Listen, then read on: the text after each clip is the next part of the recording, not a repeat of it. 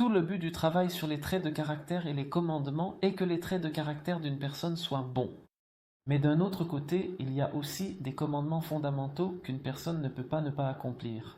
Durant le mois d'Elul, une personne doit faire en sorte que tout soit bon, faire des efforts. Un commandement possède, c'est comme une personne qui possède un trésor de pierres précieuses.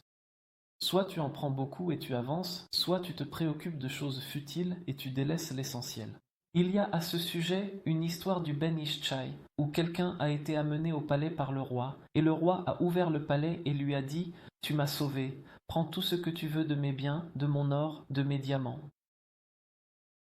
Et les conseillers du roi avaient peur. Il avait l'air de vouloir prendre tous les diamants précieux du roi. Ce n'est pas une bonne chose. Qu'ont fait les conseillers du roi?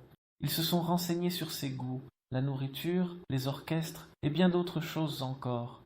Ils ont apporté tout ce qu'il aimait au trésor royal. Venu pour l'or, il découvre des mets délicieux. Il se dit: Je mangerai d'abord, puis je prendrai l'or. Il s'installe pour manger. Après son repas, il voulait partir chercher le deuxième trésor, mais captivé par leur mélodie, il est resté les écouter toute la journée. À la fin de la journée, il a à peine pris une seule chose et est parti. C'est la même chose pour le mois d'Elul. Pendant le mois d'Elul, chaque instant est pour nous comme des pierres précieuses et des diamants.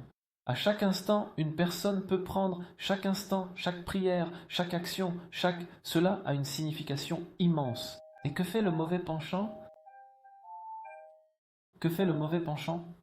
Le mauvais penchant laisse l'homme passer tout le mois d'Elul dans des futilités, des disputes, des histoires, des choses, jusqu'à ce qu'il arrive à Rosh Hashanah, et là, l'homme se tient là, et que va-t-il dire soudainement?